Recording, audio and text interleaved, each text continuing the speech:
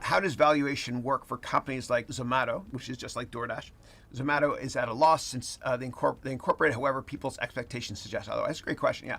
So what you have to do is when companies go public and they're not profitable, the investment analysts, what they'll do is they'll create a financial model, and I give you all the tools. I teach you stuff from scratch in my MBA program. And you'll calculate what earnings will be in many years, 5 or 10 years, whatever. And so the best investments I've ever made are ones where people thought the stocks were expensive, but I thought they were cheap based on my earnings estimate in 5 or 10 years. So I don't look at price to earnings ratios for this year or next year. I look at price to earnings ratios for my earnings estimate in 5 or 10 years. And years ago, I invested in LinkedIn. Ticker was LNKD before Microsoft bought it and did nothing with it. But I love that company so much. And people told me I was crazy owning LinkedIn because it was 100 times earnings. I'm like, dude, it's not. It's 3 times my earnings estimate in like 5 or 10 years.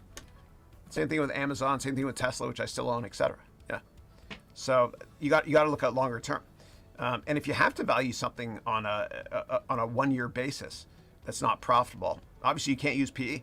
You use price to revenue, yeah, which is like PE, except the denominator is not E, it's revenue. And it's all relative to what sector it's in. So for example, back in the summer of 2012, I invested in 3 IPOs, and I met with the management team and all that stuff. It was great.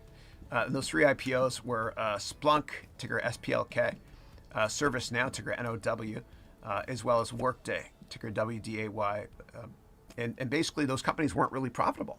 And so the way I valued them back then was I looked at similar companies and I looked at the revenue multiple. And the revenue multiple at that point for high growth internet or software companies or cloud-based companies was about 15 to 20 times revenue. So you have to look at similar companies in the industry.